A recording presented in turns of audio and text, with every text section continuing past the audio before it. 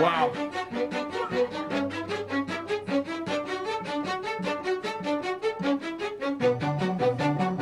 Yo, round of applause. That's incredible. I don't use that word perfect very often, but it's some perfect shit right now. By my language.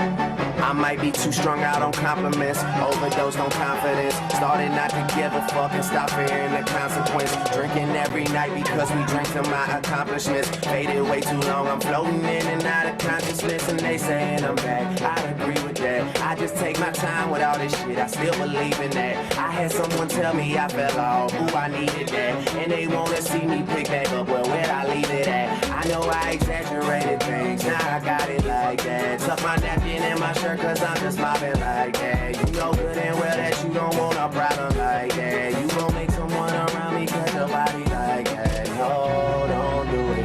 Please don't do it. Cause one of us goes in and we all go through it. And Drizzy got the money, so Drizzy gon' pay it. Those my brothers, I ain't even gotta say it. That's just something they know. They know, they know, they know. They know, they know, they know. They know, they know, they know. Yeah, they know, yeah. That the real is on the rise. Fuck them other guys. I even gave them a chance to decide. Now it's something they know. They know, they know, they know. Yeah, I be yelling out money over everything. Money on my mind.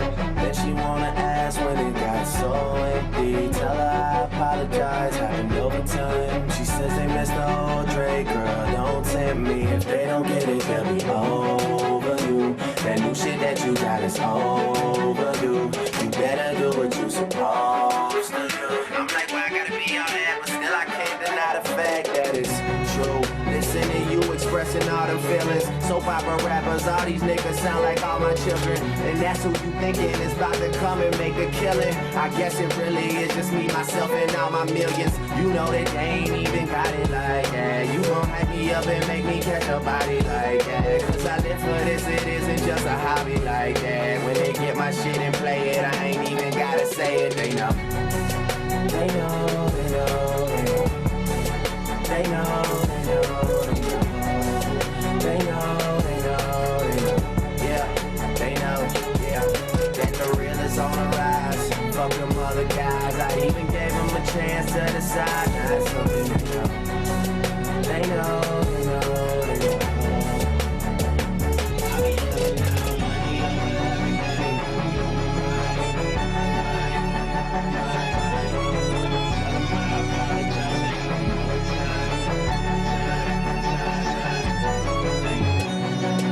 What's good? Welcome to the Wyatt Live 5 p.m. Drive Home Show. I am here. I am Wyatt. I am special. And so are you. Let's get it. Who with me? Short show today. I am heading back to Cincinnati as of tomorrow. And I'm bringing an attitude with me, damn it. Who up with me? Hit that like sign, hit the shout it out, hit the love, hit the something. Let me know you here with me right now. You getting enough of me? A little bit too much. Am I doing too much by being here so often? Well, damn it, I'm tired too. You tired of me?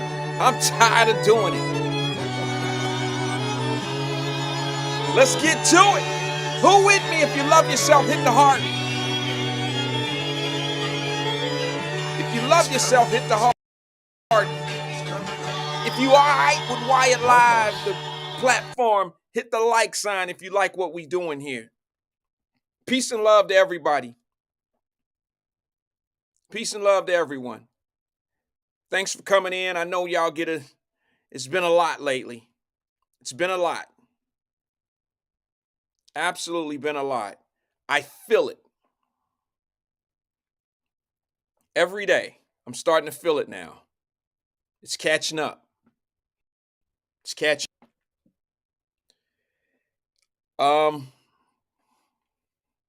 Short show today. Let me tell you why. Because I'm going to open up the floor. There's a couple things on my mind, but I'd rather open up the floor because if I get to the things that's on my mind, I may not get to what I want to do, and that is open up the floor for questions. Open up the floor for questions. What's on your mind? What would you like to talk about? Do you have a question specifically for me? Do you have a question for one of the viewers? Do you have a question about something that you want my opinion on? What is it? Because what I found out is when I talk, I constantly go and go and go, and I don't give people a chance to talk unless they call in.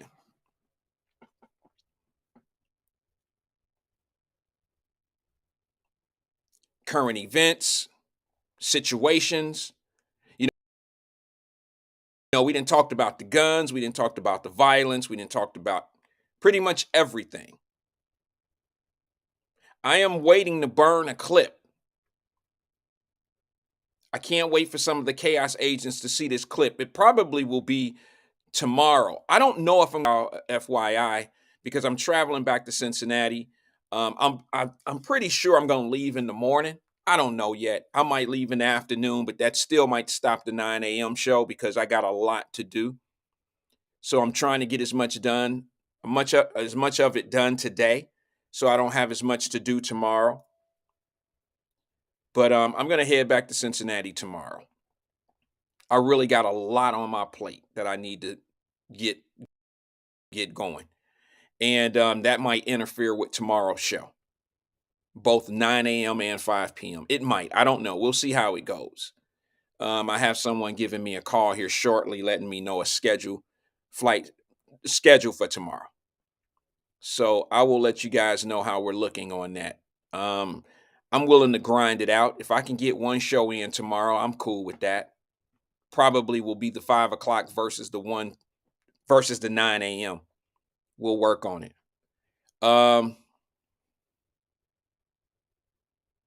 Yes. Black Not Democrat says, what up, Wyatt Live? Are you taking calls during this short show? Absolutely. The platform is open. I mean, how long can I talk about the gun violence? I can only say the same thing 3 or 4 times before people be like, all right, well, he talking about the same shit he talked about yesterday, so I'll catch up with him later.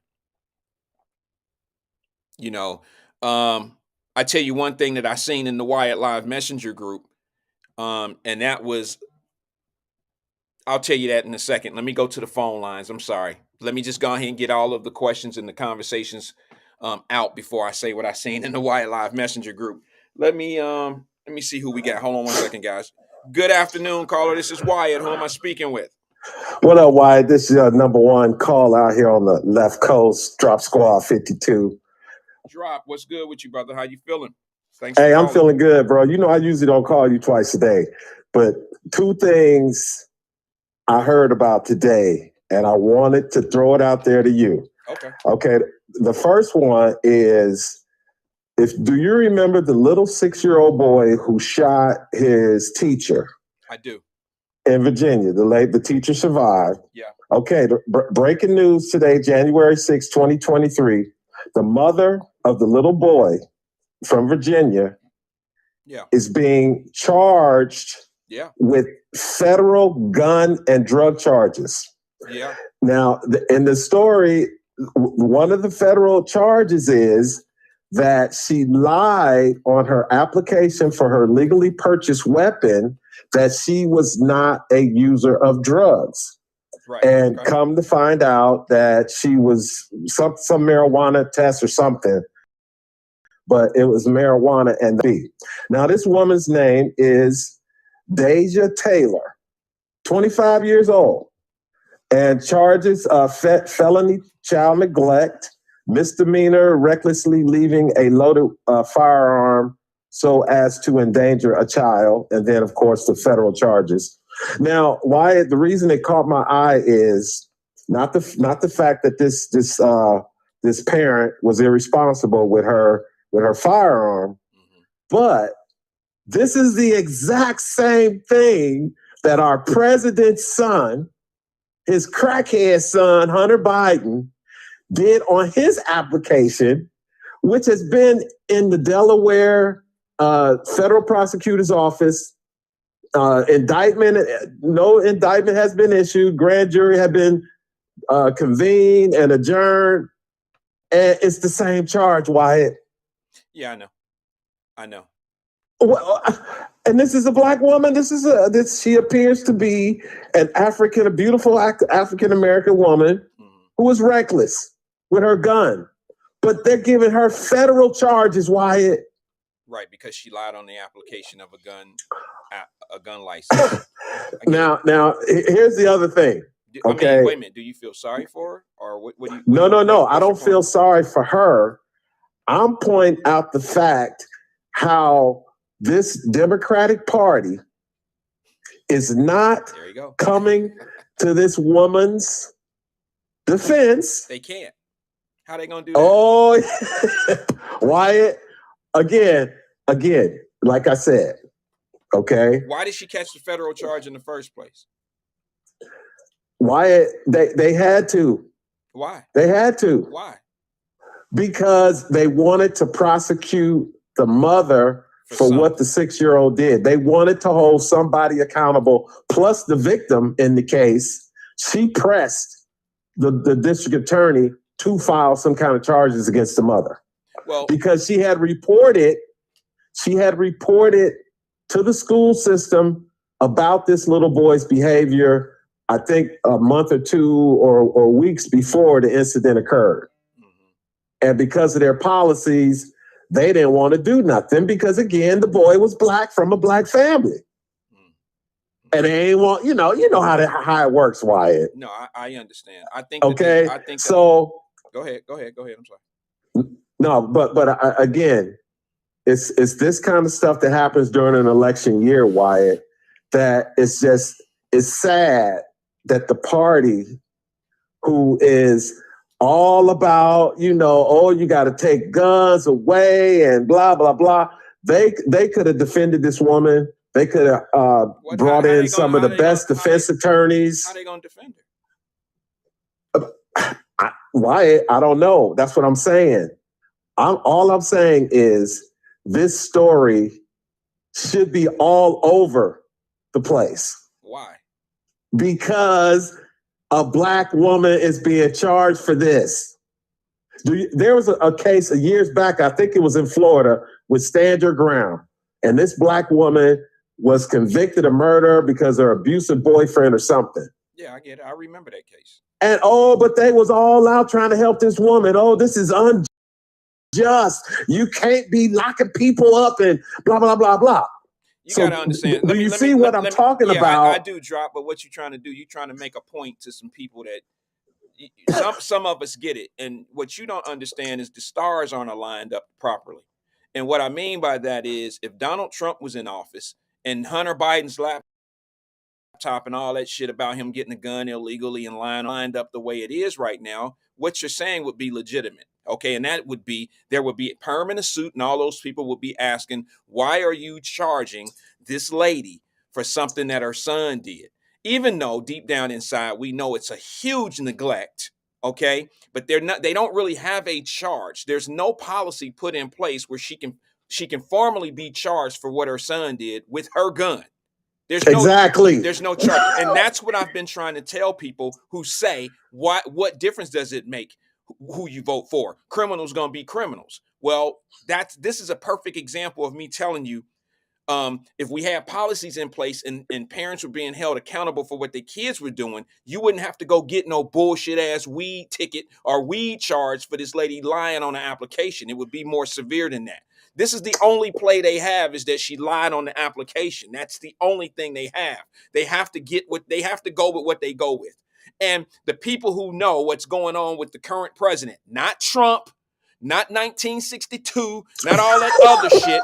What's going on with your current president that CBS, NBC, ABC, CNN, The View, none of them talk about.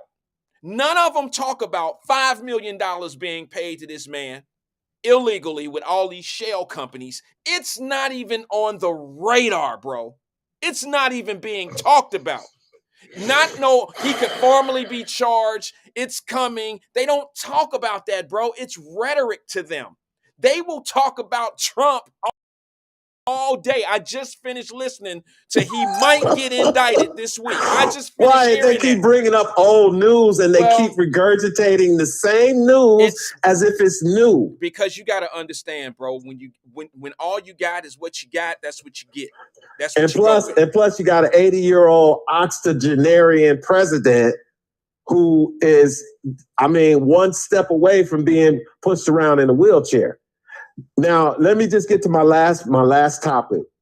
I don't know if you've heard about this, but former Harvard professor or Yale professor Cornel West been around for years. Wait a minute. I need you to remind me of something. No. It ain't got nothing to do with that. I need you to remind me of something that you and I had a conversation on the air about where somebody was gonna go. I need you to remind me that when you finish your point, okay? Okay. Go ahead. I'm sorry. Cornel West. He announced yesterday, he released a video, Professor Cornel West. I know him. He supported Bernie Sanders in 2016. Yeah. He announced that he's running for president under the People's Party. Now, okay. Now, he a burnout. You know he a burnout just like Bernie Sanders, right? No. Wyatt, this is what I told you, how shit is not looking good for the Democrats, okay? When you get Cornel West to do this, right? For one, somebody paying him. Somebody is giving this man money to do this campaign. Well, of course. Just like somebody is funding Larry Elder, the radio talk show host out here in California. That's a candidate for the Republican Party.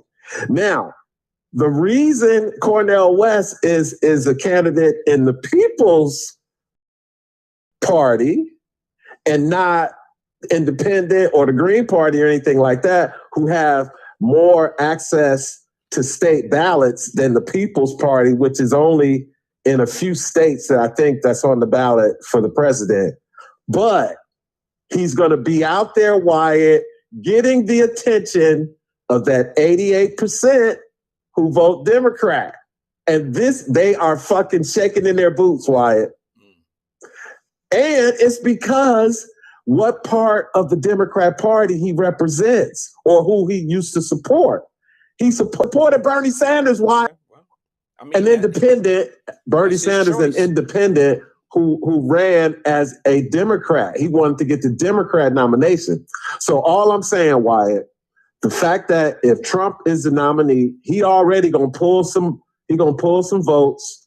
The Democrats got an old ass president as the incumbent. Some black folks just gonna stay at home because they ain't excited to vote for Sleepy Joe again. And then you're gonna have some that are gonna go support Cornel West or whoever else is an alternative to the Democrats and the Republican Party. So I'm just saying, Wyatt, with these two stories out there, it's just not looking good for the Democrat Party. That's all I'm saying, especially for the black voter.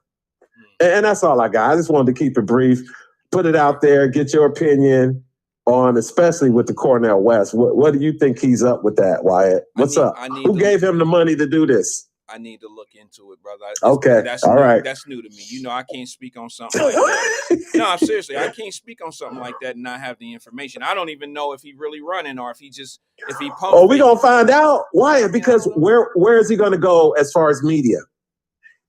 They'll have him on Fox. You know they'll have him on Fox.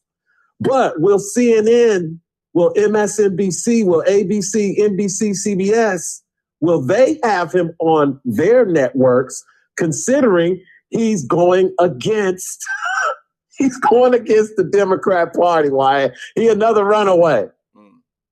Well, And they know he got people that's following right behind them. That's black, of course. So again, Wyatt, it's possible Joe Biden could lose anywhere between Trump, people just staying at home, and other alternatives besides the Democrats and Republicans, could lose anywhere from 15. They could lose as high as 20%, Wyatt. I'm just saying, it's just not looking good. And I think Joe Biden gonna mess it all up. Because I don't think he's gonna be able to get all the way through to November of next year. Why? I just don't see it. We'll see. I mean, he gonna, we'll see. We'll see. We'll see. I've been around a lot of old people in my time, Wyatt. Okay. And he's starting to show signs of deterioration. Plus, you add on top the pressure of being the president of the United States and the leader of the free world. I mean, that shit weighs on you. So we're going to see. We're going to see, Wyatt. So everybody remember Deja Taylor. And let's see how much support she gets from the black community. Let's see. That's the mother of the little boy. Yep, out of Virginia. Yep. I mean, 25 years old. Nobody wants to know why she has the gun legally. It could be for a legitimate reason to protect her and her son or whatever. But we'll see. Got you. Well, yeah, we'll see. I need to read up on that. I'll get a little bit more information and I can, give you I'll give you some input. I don't really know what's going on with it. Okay. I knew she had gotten charged, to be honest with you. I didn't know it was a drug charge.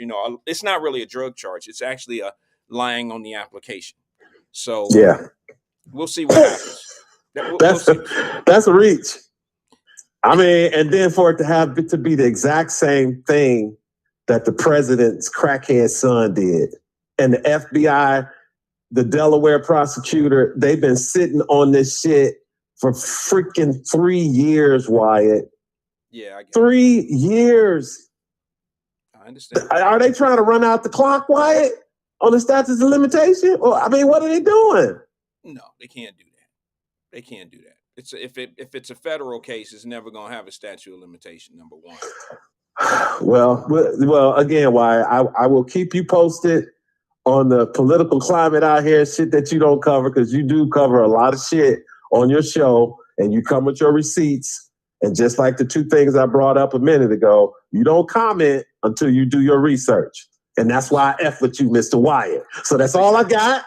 I ain't going into overtime today. I get back to my thing here. Right. But I wanted to throw that out to your show. Right. And have a good show today, Mr. Wyatt. Peace out, everybody. Appreciate your input. Once again, thanks for the input. I asked for calls. I asked for people to come in and drop it. I did know that the mother got charged with a crime of lying on the application. I just haven't read up on it.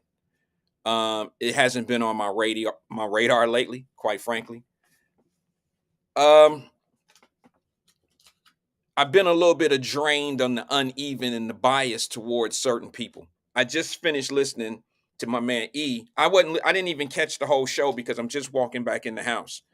And I actually heard him talking about Trump will probably be facing some charges by the end of the week for documents and holding on to those documents. I don't even know why that's important to people. That's just my opinion. I think the fact that all of that is put in play and its conversation is for a reason, and it's to continuously, shed negative light on an individual, and I know for what reason. But if you really want to see who's getting paid by the Russians or who got money sent to bank accounts out of Russia and China, y'all might want to look into that a little bit more.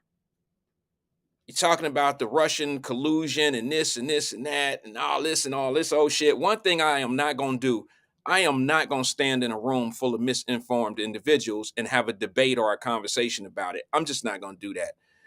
My time is too valuable for that.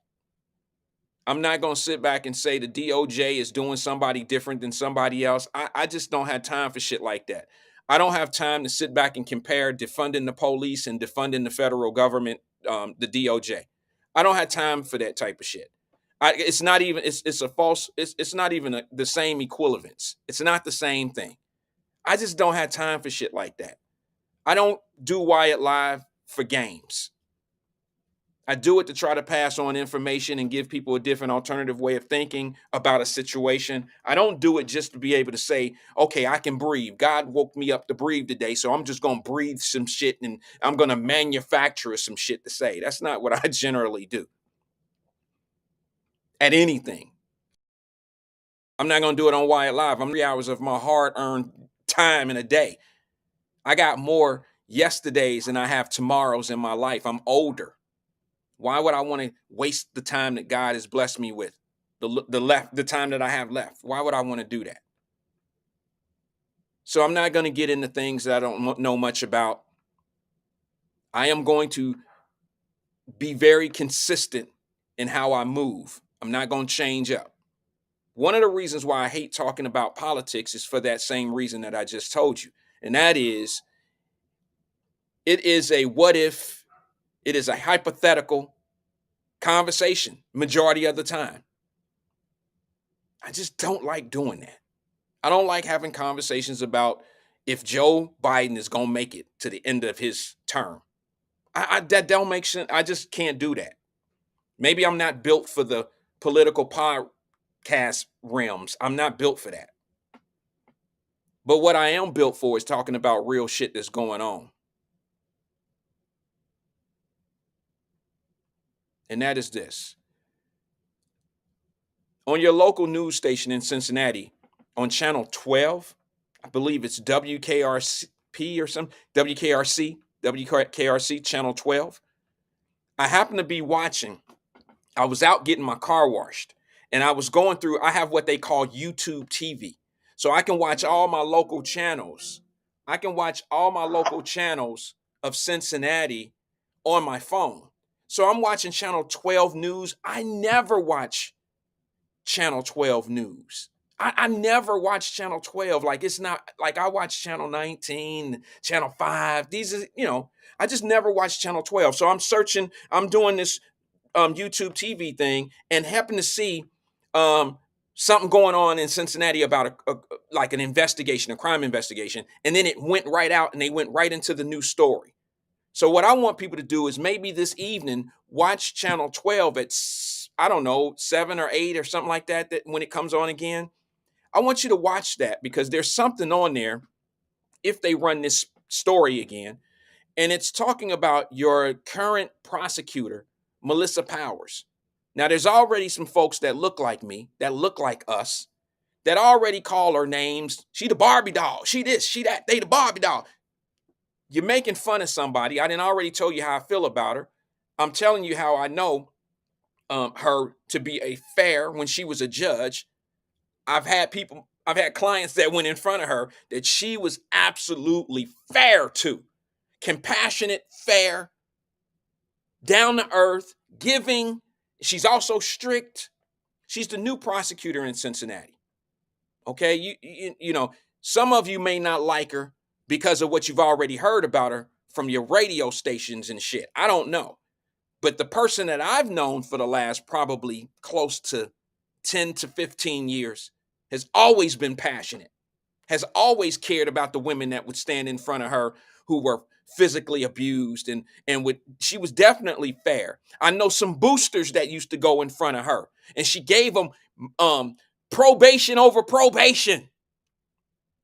Probation on top of probation. These girls begged to go to jail. She was so nice to them. And what y'all don't understand is judges are assigned to a person. If you're a booster and you get in trouble all the time, the first time you get caught, you might have one judge that'll oversee your case. After a certain period of time, you keep getting caught.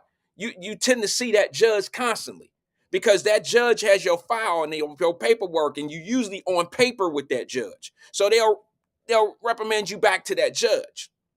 Melissa Powers had a stack of people that I knew that the only way them girls went to jail, you know what I'm saying, is because they fucking begged to go to jail. They just wouldn't obey the damn the probationary periods. They couldn't stay from getting in trouble. They get in trouble, and you got a year left on probation. Everybody on this planet know when you got a year left on probation, if you get in trouble between that time, If you get in trouble between that time of a period of suspension of your probation, you know whatever time you have left on the shelf, that's the time you got to do. And I've seen Judge Powers actually suspend a probation and give another probation. I've seen it. Say what you want to say. Maybe they were great up to the last 30 days or something. I don't know. I've seen it. But the same people that call her doll babies and baby dolls and all this old shit, and she the next coming of, what was his name, Joe Dieters, and she evil and this and this and that, I can guarantee you one thing. Ain't none of them ever sat in one of her courtrooms and heard her be unfair to somebody. They probably never even been in one of her courtrooms. They just like to talk shit. And that's what's frustrating me now. The people that just talk shit. The bottom line is she was on Channel 12 today. You know how they used to put Joe Dieters on TV? He's the prosecutor in Hamilton County in Cincinnati. You remember how they used to put Joe Dieters on TV every time something happened, some crime or a crime wave happened in the city? 9 people shot on Main Street and shit like that, and they'd go in and talk to Joe Dieters, and he would be the demon for saying the shit that he's saying. Well, sweet old little Judge Melissa Powers. Sweet old Melissa Powers was on TV today. Same person that I told you about. She was on there today, and guess what she said? If you don't believe me, try to catch Channel 12. Don't let it come out of my mouth. Let it come out of the prosecutor's mouth. You know what she said today? And it's going to sound very familiar to a few of you. I really wish I had the video. She said today, in a one-on-one conversation with the interviewer, she said, what we need to do is we need to pay more attention of what's going on with these judges that are downtown. The reason why you're getting so much crime and gun violence in the streets is because you guys aren't paying attention to how these people are being treated when they go to court on one case. They're out here on the streets when they should be really locked up, or they should be handled different in a court case. And what they're doing is they're doing things on these violent criminals that some may have been doing on less violent. Like, for instance, a booster, there shouldn't be a room. There shouldn't be somebody in jail for stealing some Victoria's Secret panties or some, you know what I mean? This is what the booster girls do, or go steal some t-shirts and jogging pants and jogging suits. There ain't really a lot of room in jails for people like that. You're supposed to get the violent people. There's plenty of room for the violent people. And she point blank just said it on Channel 12 today. She said, you need to go back and look at how these judges, you need to go back and look at these judges and look at how they're letting people out, right back out on the street once they have their preliminary hearing. Why can't we, when Wyatt has been saying that, I've been capping for them. I've been trying to say, oh yeah, Joe Dieters, me and Joe Dieters. I don't even fucking like Joe Dieters. There ain't nothing personal. Some business. I just don't agree with certain things, some things. But when it comes to the law and the crime and locking people up and putting your prosecutors in a position to keep people locked up when they're supposed to be locked up, but then you got judges sitting on the bench saying, well, you know, the 19-year-old, and I know he's been in trouble before, but I can't use what he's been doing that's pending on this matter here. Yes, you can, Your Honor. And I don't mean to be going in on I don't mean to go in on my people. I don't mean to go in on my colleagues, but yes, you do. You have to actually take in consideration what a person has pending. It's called public safety. The reason why public safety is important, it stops the 9 people being shot on Main Street. It stops 25 people being shot in 8 days. If you don't believe me, all you got to do is watch Channel 12 today. Watch what I guess prosecutor, she's now prosecutor Melissa Powell says. Melissa Powers, excuse me. Just listen to what she says. It's what I've been saying for 2 years right here on this platform. I'm actually watching Channel 12 on my phone right now, trying to catch it. Because what I want to do is I actually want to record and send it over to you. Maybe it'll be on YouTube, or maybe it'll be on the Channel 12 app. Answers. She tells you. She's telling you. These are people that have these guns that when they go in front of a judge, instead of locking them up, they're letting them right back out. If you think that's not true, I can't prove it to you other than just look at the numbers. Look at the people. Like, for instance, let me tell you, who seen the standoff the other night? Who seen that situation? Where was that at? I forgot. Was it in East Price Hill, where the man had his wife hostage in the house, and he had her hostage with a gun. Then he ended up letting her out, and then it still became a SWAT standoff. Who remember that? Anybody know about that?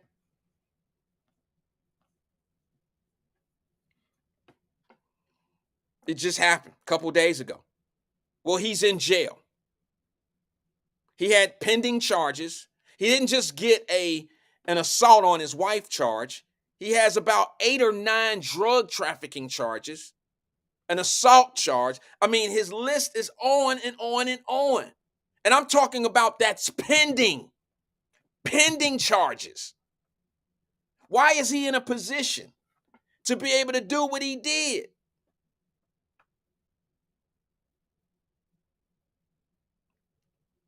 I'm just telling y'all, if you really want the answer, a lot of people don't want to hear this. That's why they're starting to drop out of the conversation. If you want to hear the answer, the reason being is because there are people on the street that should not be on the street. They're getting caught up in one thing, and they're being released. And once they're released, they're right back out here in the same element. I cannot emphasize any harder than I have. 19-year-old catches a gun case, possession of a firearm. He catches a case. The judge lets him out within hours. He stayed 8 hours in jail. He stayed overnight. That night he got caught, he stayed overnight. He went in front of a judge. That particular judge let him out on an OR bond, right back in the same neighborhood that he got caught. It wasn't 2 weeks later, this young man got another gun and got into a cross shooting across the streets. 6-year-old, 8-year-old, 19-year-old gets hit. Innocent people got hit. That young man was on no supervision from a pending gun charge. Nobody said anything about that judge. No one held anybody in the courts responsible or accountable for that young man. And I'll be honest with you. If I was the parent of one of those 6-year-olds or the 8-year-old, see, the 6-year-old survived pretty good. They was just a graze, thank God. The 8-year-old will never be the same. The 8-year-old probably won't ever walk or talk or chew gum the same way. Never. I feel sorry for that 8-year-old's mother. She was on the news talking about it. They had the little boy. They had transferred him back home and set him up in his house. It's a horrible situation. That should have never happened. If I was that lady, I would find out a way to maybe sue Hamilton County clerk, not clerk of courts, but that judge who allowed that young man to get out. And a week later, my son get caught up in a crosstown shootout. I would find a reason or a way. And I would say, I want to know, why was that young man back out in the streets? And why would you dump him back out where he just caught all those cases? You just caught him with a gun. Why would you let him go right back into the same neighborhood? Because these people really don't care. They don't care about the victims. They're more concerned about the person that caught the charge. You know why? Because there's a lot of people that justify and make up excuses for kids like that. Y'all make up excuses for 19-year-olds carrying guns. Oh, his mama, you know, she work at the bakery. She be gone all the time. Or he was traumatized as a little boy. It'll be all right. But what about the 6-year-old's mama? What about the 8-year-old's mama? What about the family of the 19-year-old? What about all of the other innocent people who got struck by bullets and they not even in the streets like that? What about their families? If you want to have have compassion for the people that got struck, innocent, they got struck, the innocent people that got struck. Why is it so much compassion for the bad guy? Because they don't know any better? Because they don't know any better. I guess I'm out of touch. I know, Wyatt, you act like you ain't never been one of them little dudes. Nah, I was never one of them little dudes that was willing to shoot a motherfucker. I just wasn't that. That's why I'm never claimed to be a street dude. I done some street shit, but that was my exit when it got to that. When it got to the point of changing my life, where I got to shoot people and do all this old goofy shit. Everybody that do that shit know it's wrong. They all know it's wrong. They all know it's wrong, but they do it anyway. Unconsciously, they will do it.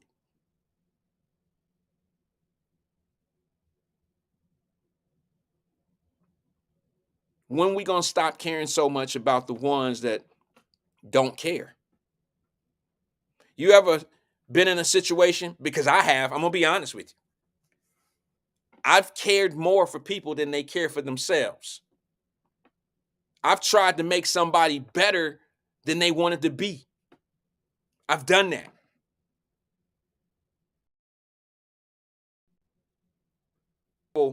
Horrible feeling when you're trying to help someone that may not want to be helped.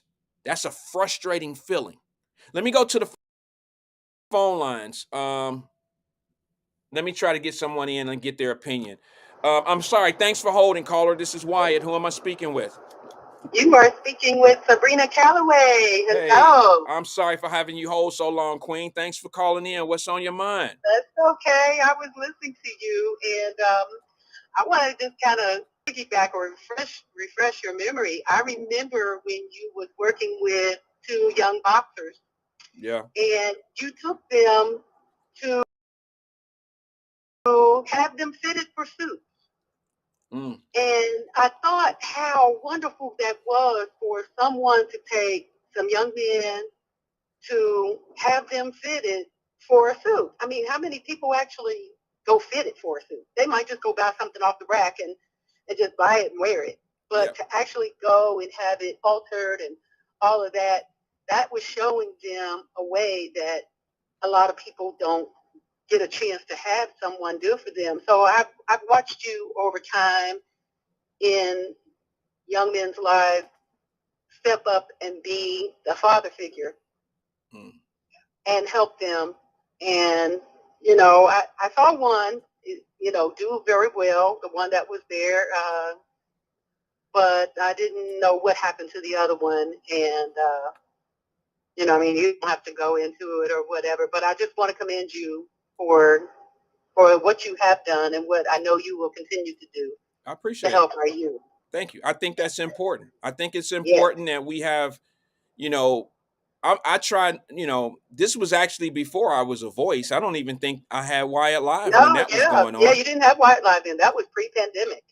But my reason for calling actually today was to give some information. I know it's kind of changing your subject, but it's give some information on youth employment programs that the city of Cincinnati and Hamilton County is offering.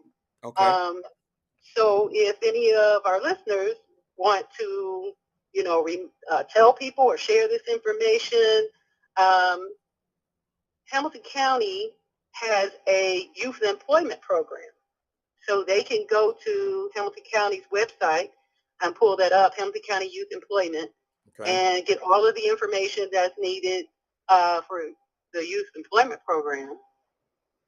And then the city of Cincinnati, through the Cincinnati Recreation Commission, is in desperate need of youth to help with their swim pools. And this kind of stuck out to me because a teenager was a lifeguard at a swim pool. down in North Fairmount, which didn't last a long time for me to be down there because they had to get me out of a swimsuit and into some clothes. Oh, okay. So we didn't have an issue, yeah. So, but it wound up turning out to the advantage because they put me in an art program where I was doing murals, painting murals at rec centers and stuff. So I did mural paintings. So it pulled out a whole nother side of me that I didn't know I was gifted in, to be able to draw and paint. Okay. At 14, 15 years old. But I just think that whenever I see information on employment for our youth, there is absolutely no reason for any of our youth to not be out here working and doing something.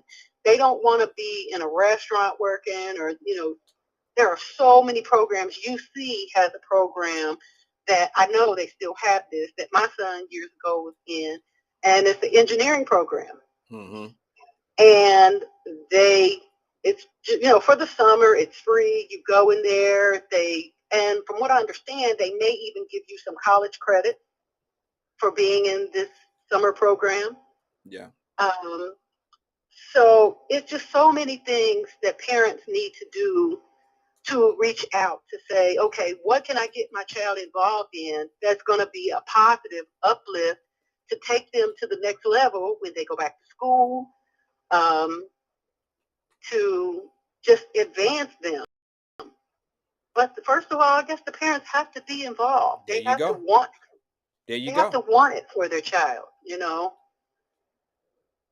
I was never a fan of my kids sitting around playing PlayStation.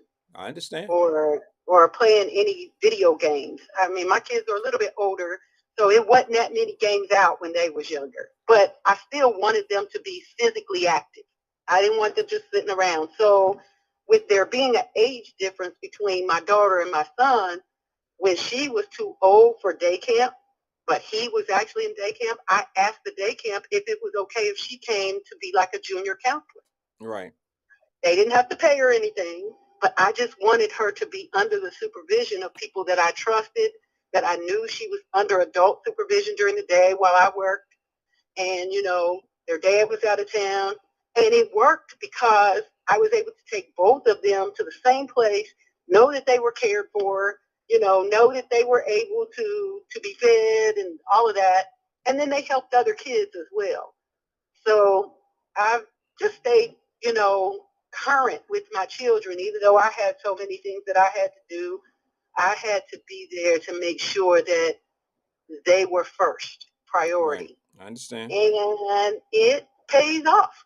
I can see, that it pays off. Because like I've said, I put in the chat and everything, my daughter lives in Florida now.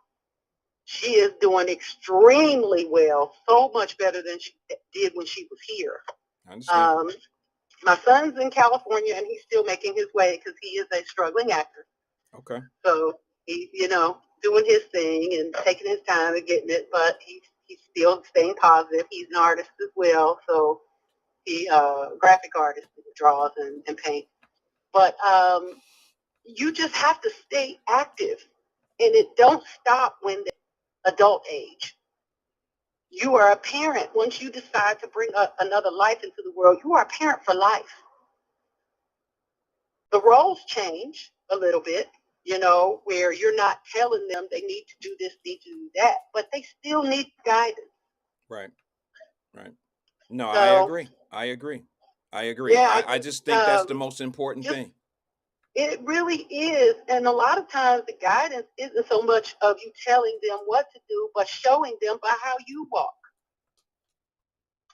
That was something I knew at a real young age. If I was going to bring somebody else into the world, they had to watch me walk it, so that when I'm talking it, they can see me walk it. Right. And they'll know, yeah, she ain't just talking stuff.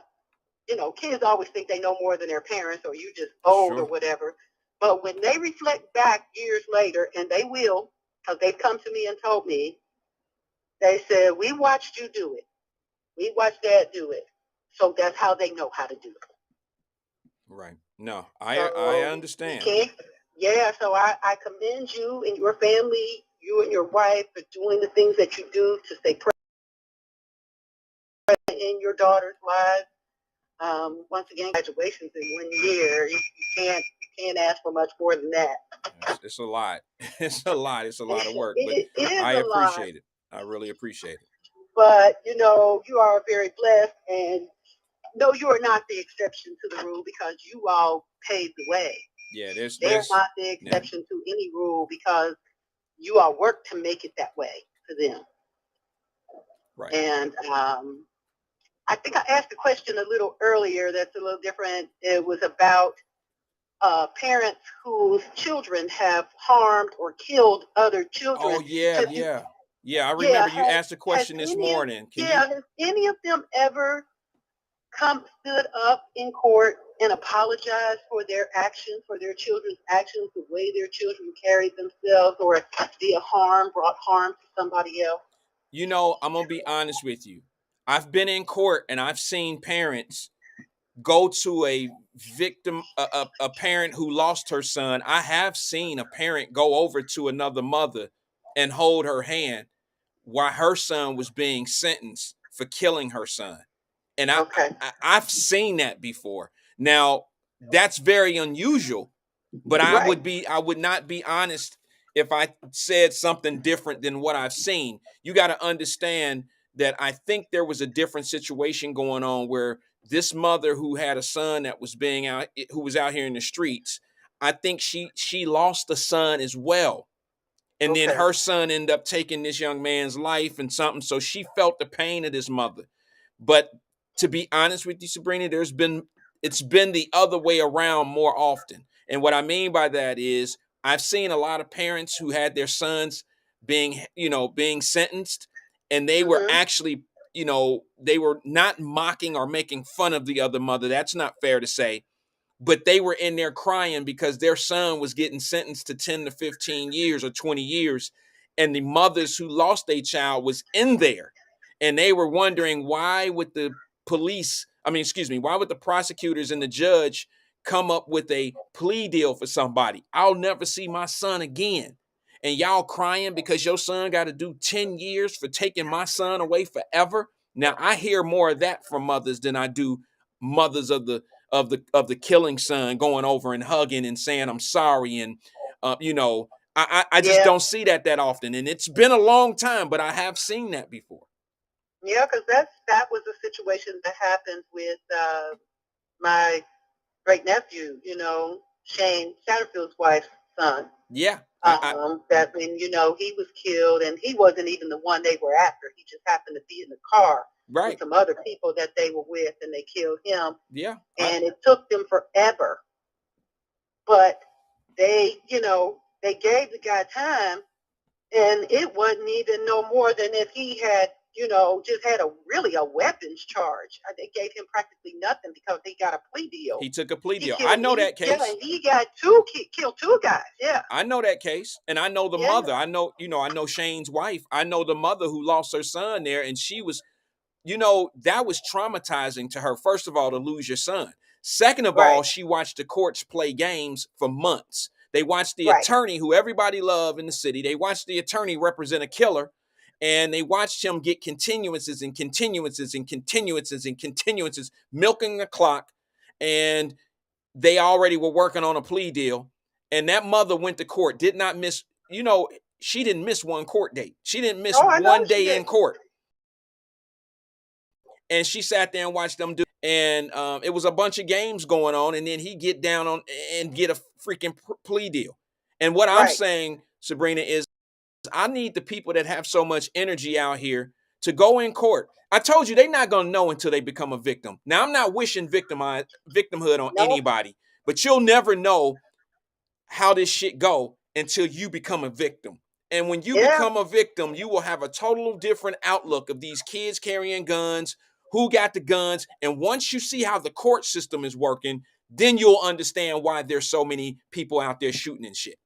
You'll understand a little bit more once you really know what's going on. That was just one of my great nephews for me. I have another one who he hasn't even been brought to justice yet. Yeah, well. And if I'm right about it, the guy who went in the barbershop and killed the guy on his birthday. Yeah. I think he's the one who actually killed my other great nephew. Okay. My sister's grandson. Yeah, I don't know. So, I mean, we don't know yet because that trial they haven't even named him as the person. It's just been word, on the street or whatever that said that he was possibly the one. But I mean, that's two in less than 5 years. Yeah. Of my close family members that are gone to this craziness out here. And, I don't have any other solution other than just saying these parents gotta be present in their children's life. And when people say you're being wrong or whatever for blaming the parents, it's not blaming the parents. It's holding them accountable for what you brought into this world. You took the responsibility. You took the choice to bring these children into the world. So it's your responsibility to make sure that they don't harm themselves or anybody else. Well, let me just make this parallel point. If you got a 17-year-old or a 16-year-old on your license, you put them on your insurance and you give them the keys and they go out and drink and drive, when they catch a case, or if they kill somebody while driving, they're going to catch the criminal charge. But you best believe that a civil case is coming your way. As a parent, yep. It's coming your way. Yep. So my thing is, if you can file some type, I guess you can file a civil charge in the death, a civil death charge, not charge, but you can file a civil suit against somebody who ain't got nothing. Ain't gonna never get anything. Really, that's not really something that's going to, stop parents from not being parents. It's not going to affect you as much as, like, for me, my children, they pretty much did what I asked them to do and, what I showed them. But I always had this thing of saying you are not immune because they are influenced a lot of times by what is out in the world. You can't be with them every minute. No. So I would rather run my children around from age 16 to 18 than to give them the keys to a car and let them drive on their own. Because I knew what the responsibility would have been had they harmed someone, and I didn't want to take the loss. So it was like, you got one or two choices. Give them the keys, let them go out there, let them possibly harm themselves or somebody else, and then you're going to be the one that's at a loss. Or, you do what you need to do to get them to and from. And there's a big difference in maturity between 16 and 18 years old. Right. I understand. So I wouldn't let my kids get their license till they was 18. My daughter hated me for it because she was the oldest. She was more mature. She was working. She wasn't. But I just ran her. I took her everywhere, and it drove me crazy. But I understand. And when she finally, on her 18th birthday, wanted to go get her license, she didn't say, "Come on, Mom, let's go get my license." She said, "Dad, take me to get my license." Right. Well, because Dad was letting her drive and not letting me know. So, but and then my son, he wound up getting his license a little even later than 18. But I just didn't want to accept the responsibility of losing everything that I knew I worked for because a child did something dumb, and now I got to pay for it. Right. I mean, that's that deterrent of what possible penalties that you can face. That deterrent makes you pay a little bit more attention to your children, even if you don't want to. You see what I'm saying? So for the parents, I'm not talking about you specifically, but for the parents who may not want to pay as much attention to their children, you gotta put something in there that's going to be a deterrent for them to just ignore their child and say, hey, you can be held responsible for this. And just being able to sue them civilly, a wrongful death civil suit, that ain't enough because, okay, like, what are you going to do? Take my $15 an hour job away from me? What are you going to do? I'm not trying to belittle the situation, but most of the time, these kids come from areas or come from places where the mom and the dad are just not engaged in their child's life because they either out working or they just out doing whatever. You know what I mean? And we got to find a deterrent in these children's lives. That's the bottom in the parents' lives. We got to find that. Because if you're just going to hold children responsible for making criminal acts that are adult level crimes, that really don't make sense, to be honest with you. So no, it won't. So we got to start holding adults responsible for children who make adult type decisions. You just got to do it. And until that happens, none of the other stuff will really work. What I'm wondering is a lot of the parents or supposed to be parents, where did they miss learning this themselves so that they could teach their children? You know, I started looking back at the age of a lot of these young parents who have teenagers who are now, say, 16 or say from 16 to 25 or whatever. And a lot of their parents are the crack age kids, the kids that were born back in the early to mid 80s who were born crack babies. And I mean, and it's sad for me to say this, but some of these kids who are out here now are second generation crack babies. They were born, their parents were born during the crack generation. And we know how they used to show the babies on TV season and, you know, screaming and everything when they came into the world. Then they grew up looking just like normal everyday people. So then they start reproducing with other people who possibly were crack babies, who were born addicted to crack or some other drug. So you take that DNA that's been messed up from the time they was in their womb with another one that was too, and you mix that and you have a child now that's anywhere from, say, 16 to 25, 30 years old. And what do we have here? We have a lot of people with no conscious, attention deficit disorder is what they call it, all of these issues that nobody can even pay attention to. They don't have any idea what to do. Yeah. Well, let me just say this to you, Queen. This is a stat that is deep embedded in me that's very important to everybody's argument, but a lot of people don't pay attention to this. And that is 65% of the penitentiaries in the country are full of people that are illiterate, can't read or write. They can't read or write. So the common denominator I see there is education. That's right. I just think that when education becomes important to a certain element or a certain group of people or whatever we want to call it, I just think the education is the key to the success in this country.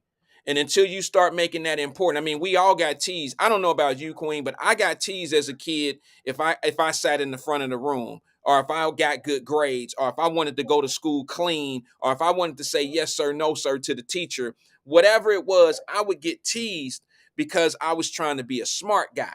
You understand? Yeah.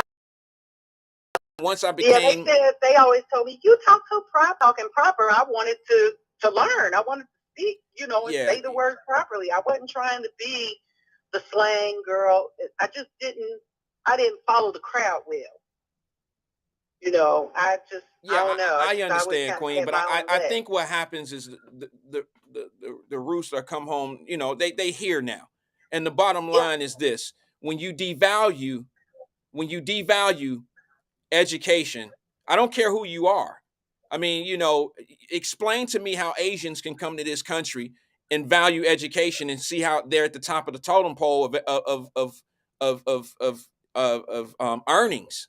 Their job growth and the jobs that they have, is 10 times higher the average salary than us. How other foreigners come to this country and find themselves driving an Uber and going to school at night, and then they end up doing something special in life. These things are actually happening. They're actually happening. And the reason being is because they come here with the value of education. They understand that education is the key. That's true.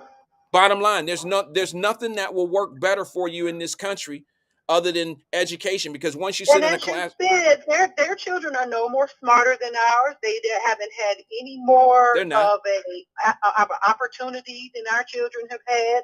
As a matter of fact, most of our children have had more opportunity because they were, actually born here. Some of their children might not have been born here, or their parents weren't born here.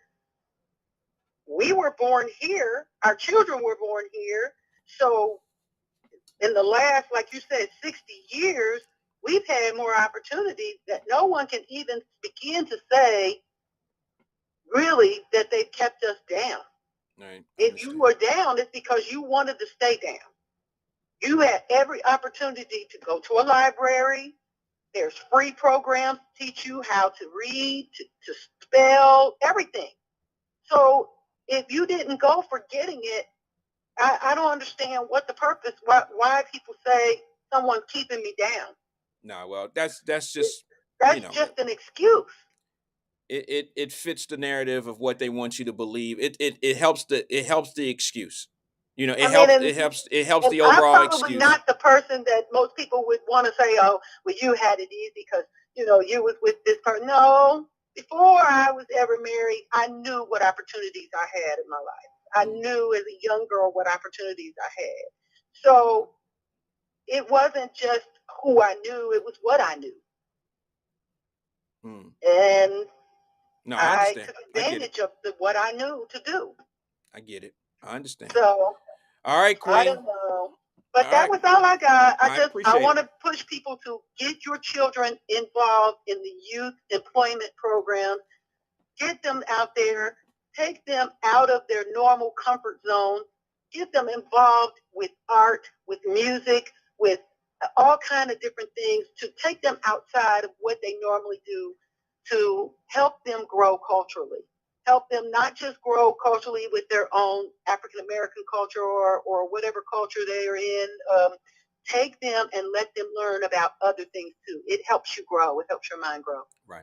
All right, Queen, I appreciate you calling in. Stick with the show. We're going to talk about this a little bit because I got something that my sister Alethea, she hit me with something earlier today, and I want to talk about it a little bit. And it's right on the avenue of what you just said, okay? Okay, I will. All right, talk to you soon. Thanks for calling in. All right, man. All right. Bye-bye. That was Sabrina Calloway. Thanks for calling in, Queen. Thanks for engaging in the show. Couple things I noticed. I was reading on the screen while she was talking, and I was listening. Somebody said, I think LaDonna said someone tried to call to let me know Melissa Powers was on Channel 12.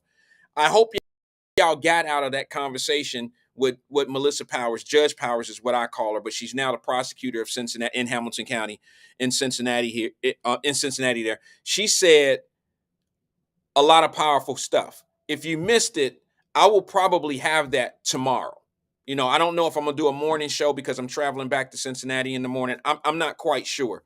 But I just know that Melissa Powers says some powerful things, and it's nothing new. You've heard it here first. She is absolutely going to, LaDonna said, not me. Somebody said it. I'm sorry, LaDonna. It was somebody that maybe was right around you. Somebody said they tried to call me to let me know that Melissa Powers was on, and I thought it was you, but it wasn't. Let me see if I can find that.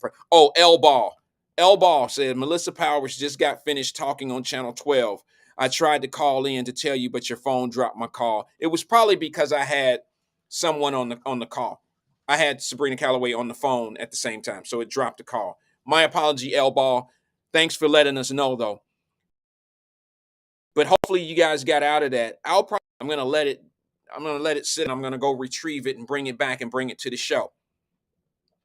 What's being said is powerful. I'm telling y'all. I'm telling you. We all looking in the wrong place. We all looking in the wrong place. I checked that, Angela. I checked the website and their app. That interview with Melissa Powers is not on there yet. It was the 5 p.m. show. It wasn't on there yet.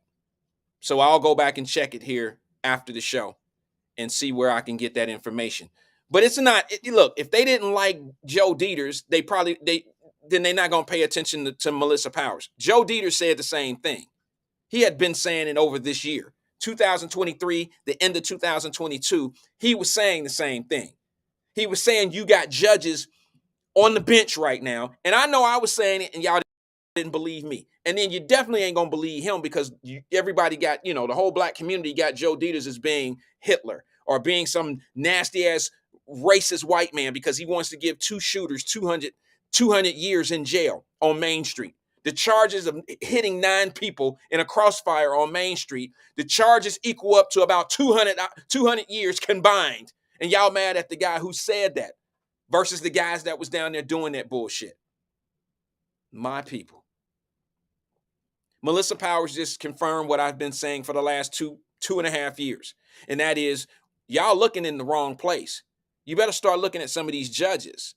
Look at how these judges are turning around and letting people who should not get probation end up on probation. Some of these kids that are on probation, or these young guys that are already on probation, they suspend the probation and put another probation in place. You better go look at this. But I know it's coming from the wrong side of the tracks. It's coming from them white folks. And all they do is lie to us.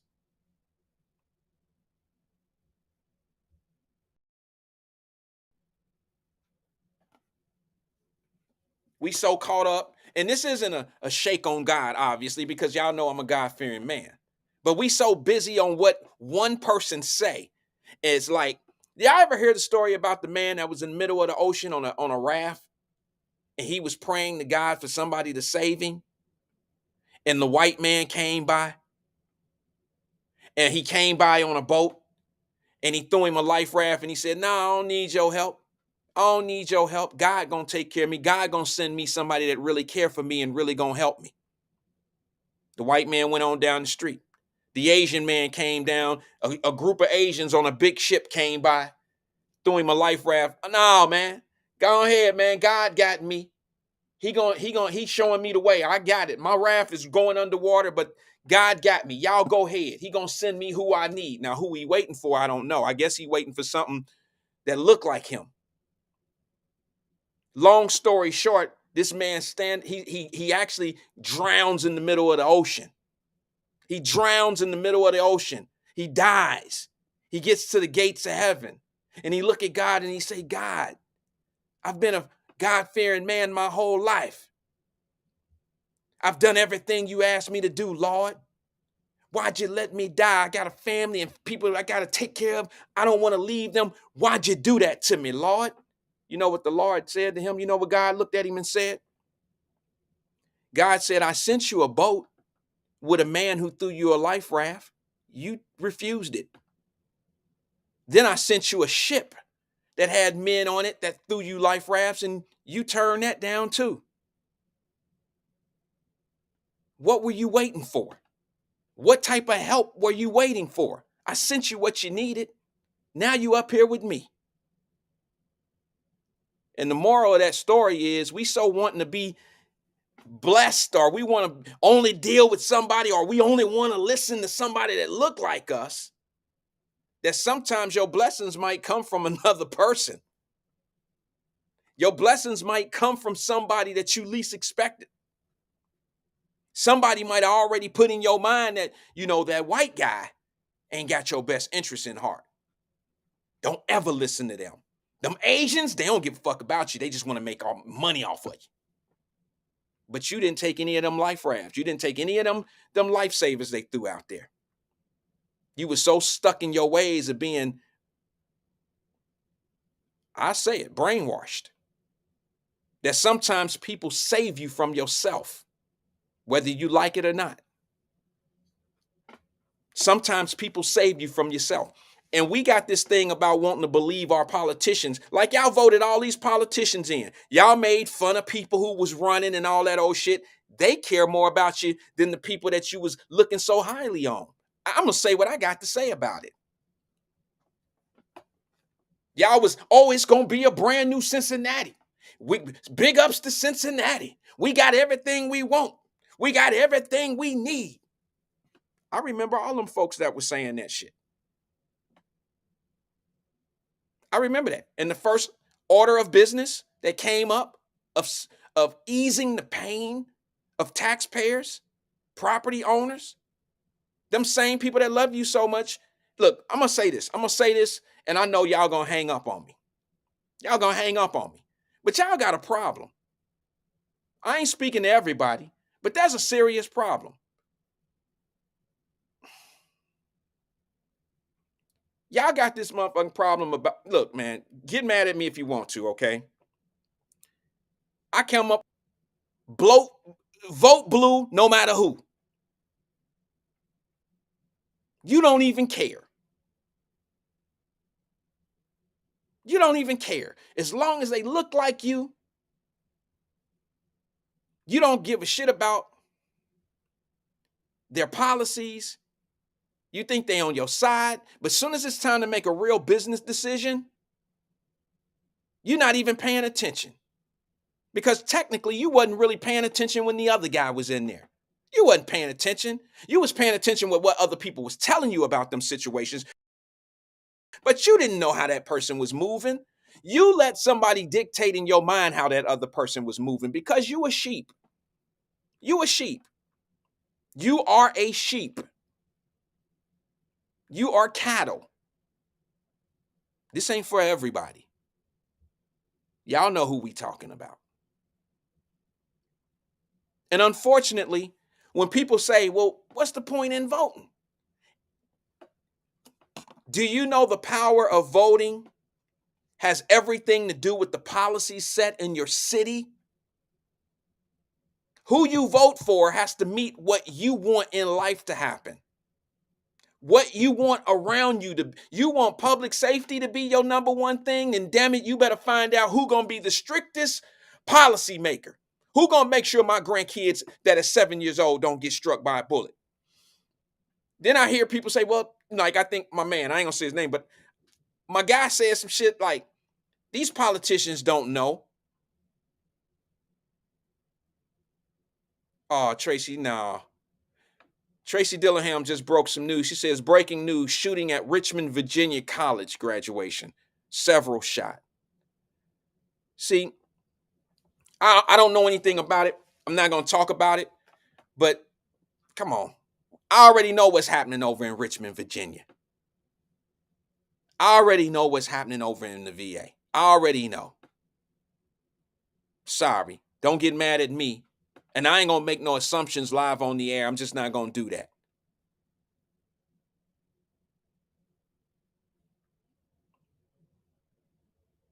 But now let me talk about a graduation real fast.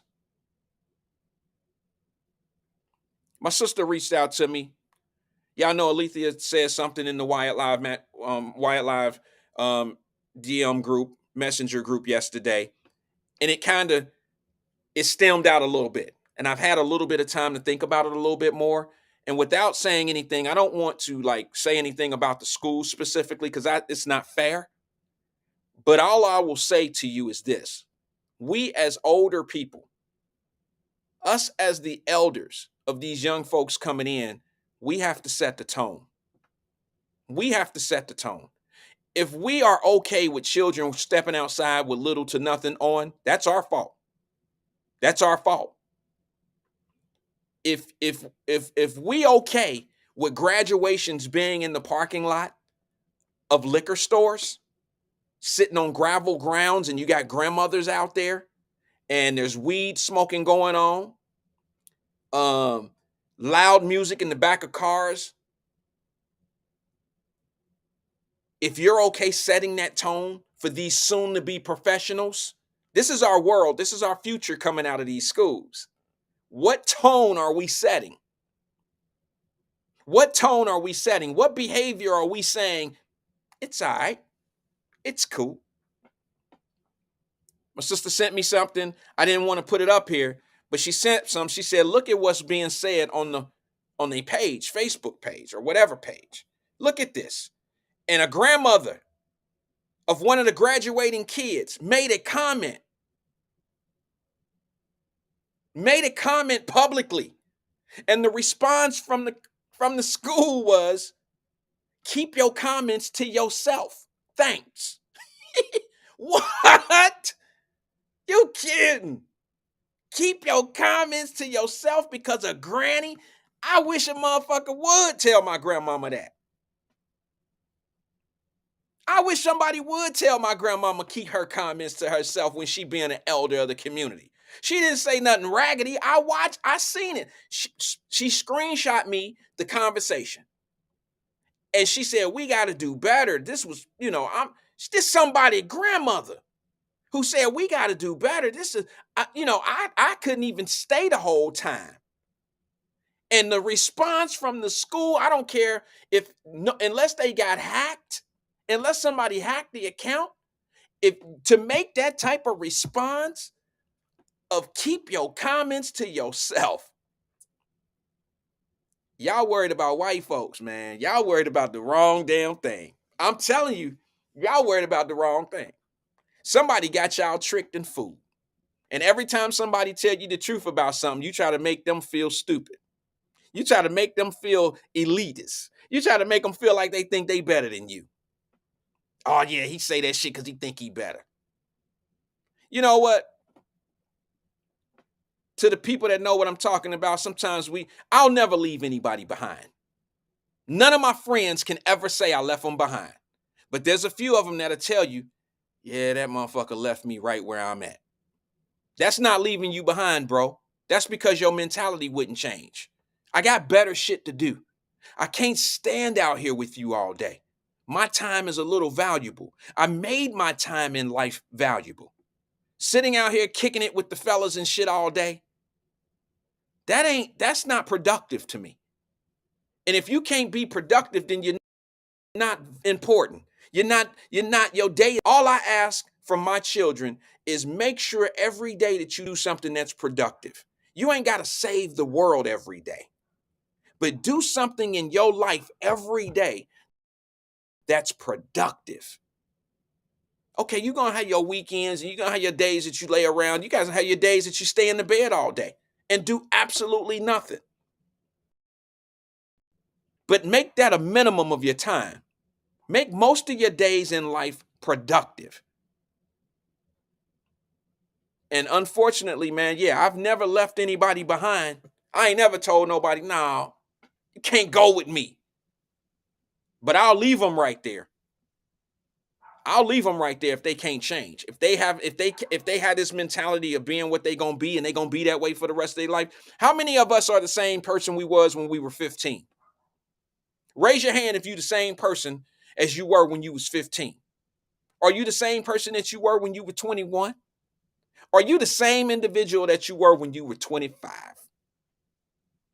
Are you making the same type of decisions in your world, in your life today as you were when you were 25 years old?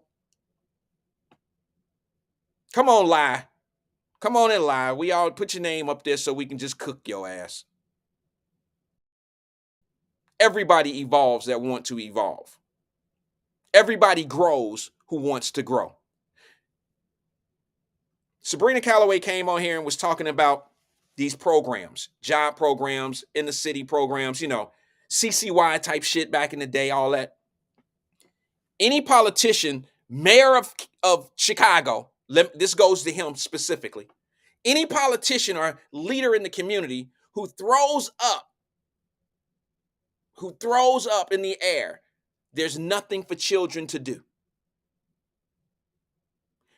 We have no programs existing for kids to stay off the streets. We don't have any rec centers going. We don't have the money. This is a disproportionate community. That motherfucker lying. There is not a disproportionated community in this country. I promise you. They all get government funding, they all get state funding, and they all get city funding. Now, that don't mean that the money go to where it's supposed to go. You trying to tell me that the kids in Baltimore who are graduating, 12th graders in the city of Baltimore, who have a second grade, third grade reading level, you trying to tell me that area don't get funds allocated to them from the government, from the state and the city? You trying to tell me they don't get millions on top of millions of dollars? Or are you trying to tell me Chicago, Illinois don't get millions of dollars to go into the neighborhood? That's what you're trying to tell me?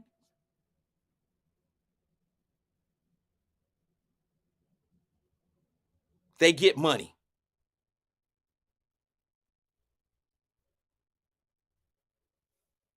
They get money. The problem is they do different things with the money. They make up all these excuses. Let me tell you why the city of Chicago, specifically black folks, are mad. I'm about to prove it to you. Want to hear it? Here it go. The citizens of Chicago are upset at the mayor right now because they found in in the clear blue sky. $51 million to the migrants, the illegal migrants. $51 million for the month of June. After that month of June, they got to do it all over again. But they found $51 million. But you know what they've been telling the black community? They've been blaming the lack of funds, the lack of resources, the lack of money. They've been blaming everything on the lack of money. But yet they got caught. They got caught being able to reach in somewhere, reach around and get 51 money to go to illegal immigrants. But that was bad for your own communities. You got caught. You fucking got caught because you've always had the excuse that you can't raise the money. We don't have the money to put back. Even your Chicago mayor said it after the weekend, Memorial Day weekend. 53 people shot, 11 of them died. What did he say? Well, poverty and poverty and what else did he use? The trigger words: poverty and poverty. He said poverty and I forgot what the other word was. He said that didn't go nowhere this weekend. He blamed it on poverty. He blamed it on poverty. He blamed it on these kids have nowhere to go and nothing to do, nowhere to eat, nothing to eat. Poverty is being poor. Poverty is the lack of resources. But yet you were able to grab $51 million and put it to a 30-day investment with no return. You invested $51 million that's not going to give you a return. Make that make sense. And you've had access to be able to get this $51 million at the same time you've been telling the communities that we're underprivileged, we don't have the money. How were you able to get $51 million that fast for something that's not pertaining to black folks or your black communities? The same people that you've been telling all this time, we don't have access to the money. This is poverty. Poverty is leading to all this crime. I bet you that $51 million would have looked good in those impoverished areas. Why do you think the black folks in Chicago are mad right now? Explain it to me. For some odd reason, these Democratic leaders, you can get mad at me if you want to, but I'm just watching it. The Democratic leaders that run these offices, and this is not that Democrats are bad. I'm not suggesting that. But what is. It's Democrat leaders that fall in line in place and they blame poverty. They blame displacement of resources. They blame all of that. But yet they get the money, they get the sources, they get what they need. They're not blaming the real problem, and the real problem is the parents are not engaged in their kids. There's rec centers, there's boys and girls clubs all in Chicago, just like every other metropolitan city, just like in Baltimore, just like in Cincinnati. They have everything we have. They just don't have the enrollment. And the reason why they don't have the enrollment, it's not because the kids are poor. It's because they're not engaged. They don't want to do that type of shit. They are taken over by different shit. And it's not going to shoot jumpers in the boys' club. It's not to go play bumper pool in the boys' club. It's not to go shoot, go to the swimming pool at the boys' club. They want to be gangsters. They want to be on the street.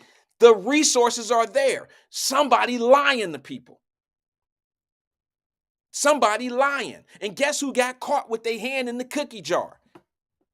The mayor of Chicago, by saying, we don't have the resource. The weekend, the poverty don't go nowhere over the weekend. But you came up with $51 million for somebody else other than the community that you were in called impoverished. Somebody explain that to me. Make it make sense. And y'all hollering about white folks? Redlining? What? Look, I'm going to say this, man. Y'all cut me off, kick me off, unplace whatever you're going to do, man. But I know more successful black folks than I know failures. Sorry. I don't know why y'all think black folks have it so damn bad in this country. Who told y'all that? Or that's some shit that you've been taught. Yeah, you've been taught that.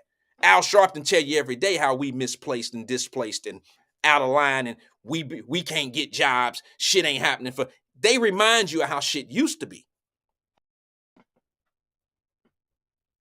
Like Tim Scott had to tell the ladies on The View, wait a minute, what do you mean I'm an exception? How am I a fucking exception? How am I an exception? We didn't have one black president. We didn't have a vice president black. We didn't have senators. You got a whole fucking fleet. You got 100+ black senators. What are you talking about? Where y'all at? Have you looked around? So everybody that's successful that's black in America is an exception. I can't get over that shit. Y'all gonna have to just tell me one day, get over it. But it ain't gonna work. That's some shit I just can't get over. Because you know what? That explained to me the mindset of those individuals that are preaching and trying to set you in a certain way of life. They want you to believe that black people who make exception. So my children are exceptions. They're exceptions to the rule. Because they were raised by a mother and a father. They were raised properly. They're going off to school. They're working towards degrees. They have dreams. They're pursuing their dreams. That makes them an exception.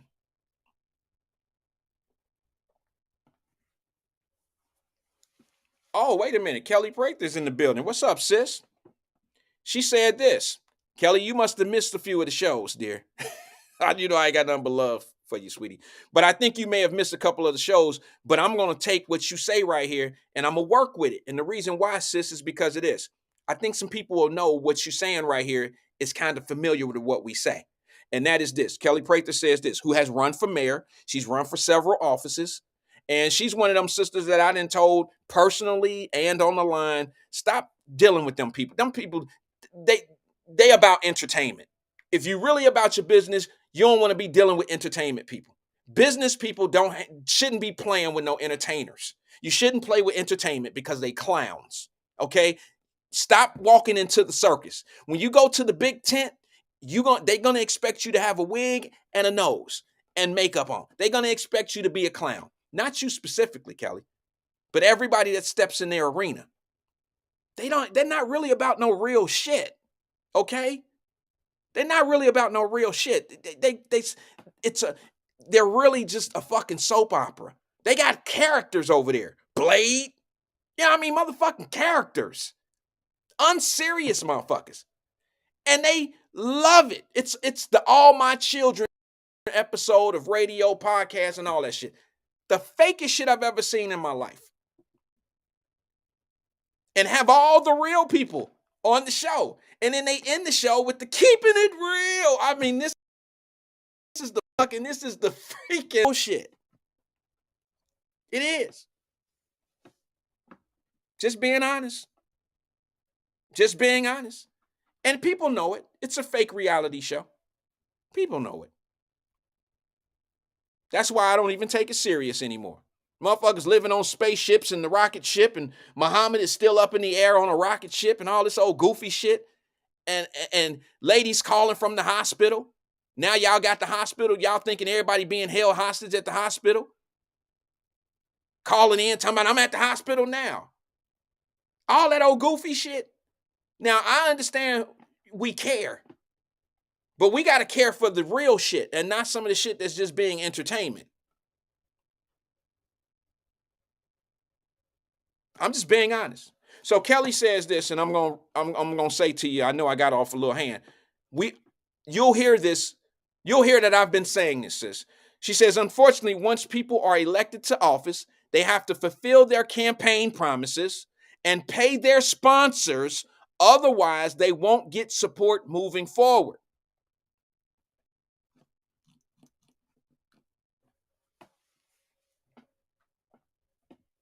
Anybody understand?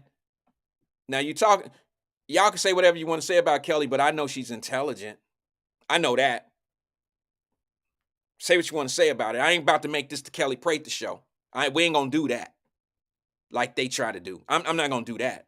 But I'm not gonna dog my sister here on the line. I will say what I gotta say. And some of the things that I think she do be off pocket sometimes. She know how I feel about that. But there's other things that I know she in pocket on. I'm just gonna keep it 100. But now let me just say this. Haven't y'all heard this before? Have you not heard this? Unfortunately, I'm a reader commenting. Unfortunately, once people are elected to the office, they have to fulfill the campaign promises. But I'm going to tell you something. Kelly, I don't know if you agree with this, but I've made that same comment. And I'm going to tell you what I've said. They don't owe their constituents nothing. When you get voted in, you don't owe your voters nothing. People think they do. People think they do. But haven't I told this same thing, Wyatt Live listeners? Haven't I said, oh, once you elect somebody in office, they don't really owe you. They owe their donor. They owe the person that sponsored them, the person that put the most money up. They owe the people that put the money up so you can put their face on your TV or in your yard with the little stick-in thing. They owe those donors first before they owe you anything. And that's exactly what Kelly Prather just said. She didn't say it like they don't owe the voters. She ain't gonna say that. I don't want to put words in her mouth. I don't think she'll say that. But I think what she's basically saying is the sponsors and the people that help them win, the people with the money, they come first. They come first. And how many times have I said that? Y'all really think Joe Biden owe y'all something? Joe Biden owe the LGBTQ community. Joe Biden owe the school board. Joe Biden he owe whatever agenda they own. That's who he owe. He don't owe y'all a motherfucking thing yet. Donald Trump the same way. And I know he put up a lot of his own money and all that old shit, but he don't get a pass. He owe the people that helped him get there. Everybody, they all the same. Y'all seen the good man, the shiny man in the suit lately? You seen that? Let me ask you something. And Kelly, you supported this individual. So I can't leave you out, sis. This is that other shit I was talking about. Like, I don't agree with everything, and I ain't mad at you. But you supported the sheriff. You supported her. Why aren't anybody making any complaints about what they doing down there? She get a pass now? Why did she get a pass? Because she rocked with the black folks? Why did she get a pass for the shit that's going on like that? Oh, y'all don't know what's going on down there? You're not hearing about the shit? Oh, okay. Well, I'll keep it to myself. Go do your research. Go do your research. Do your research. So, why aren't anybody making complaints about the fact that we paying property taxes in Hamilton County at a rate that we don't have to right now? It should be less. Because they up the tax, they up the property tax to pay a bill. And once that bill got paid or once something got settled, I don't want to say it was a bill, it was something that needed to be done. And they upped the property tax and they made it on a time period. And now the time period is up and we can go back to our normal tax rate. And they voted not to go back to the regular tax rate. They voted not to.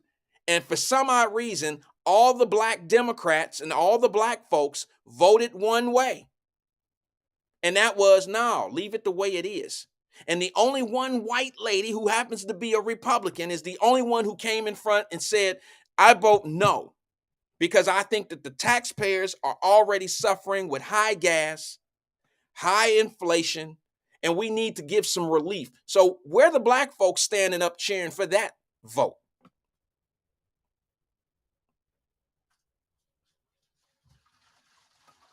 I already know the rule. Vote blue no matter who. Some might understand. It don't matter what the policies read. It don't matter because you know what? It always boils down to the policies, but it's what you believe before you start. They don't even sell policy. It's one group of people that never sell what they trying to do. What they try to sell you is what the other one's trying to do to you. I don't know why you always fall for that shit. I don't get it. Ladies, I got to be redundant. If a man is, and he know you with another man, this dude know you with your dude, and he still pull up on you, and he come at you, and he telling you everything that's wrong with your man, and why? That's why you should be with me. That's why you should be with me. He ain't shit. I seen him with the other girl the other day. He just going on and on and on. He playing to your feelings. He know everything that's wrong with your man and all that old shit. But you know what he's not doing? He's not telling you who he is. He's not telling you how he will be and what he can do for you. He's just telling you what's wrong with your guy. And then you just give in and you leave your man for this dude here. You don't even know what you got.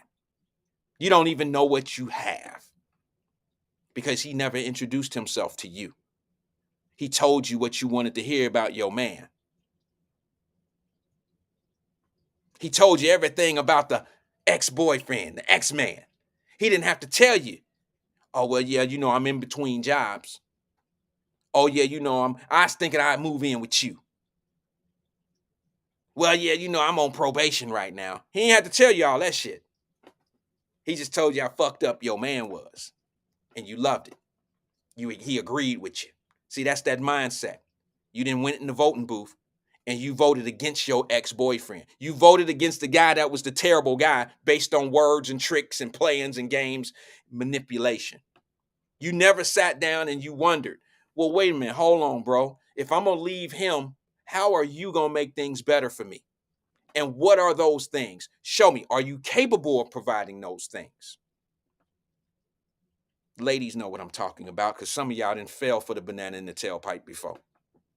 Some of y'all didn't fail for that shit before. And then you get mad. Guess when you're mad? You know when you're mad more? Ladies, get mad at me right now if you want to. You know why y'all so mad after y'all done made that badass decision? Because guess what?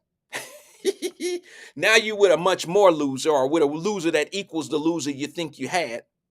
And guess what ended up being better? The ex. He ended up with a different woman and you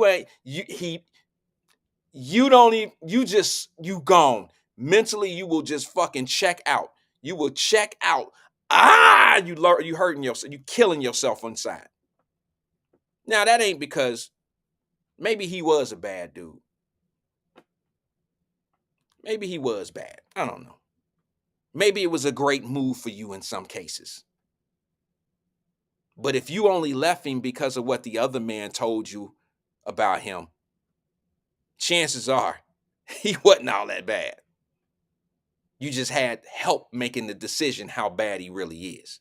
And that person that helped you is the one now you voting for. And that's the motherfucker that's sleeping on your couch and you paying all the bills. Same thing in politics. Same thing in politics. They emotionally get you to vote. They emotionally get you to hate the other guy. And when you hate that other person, now you in bed with the one that got you to dislike the other one. And that other one ain't really making it out for you. They making shit worse for you. Now you got somebody else you got to take care of. You thought you was taking care of him. You didn't know this other dude got child support, in between jobs, and on probation. He didn't know all that. He never introduced himself to you as who he really was. He just lets you know how fucked up the other guy was. Y'all get the point. And that's what I seen. I seen Kamala Harris, I seen Joe Biden, I seen all of them do it. I seen them come in to go on YouTubes and I seen them go on Zoom calls and tell black people to our face.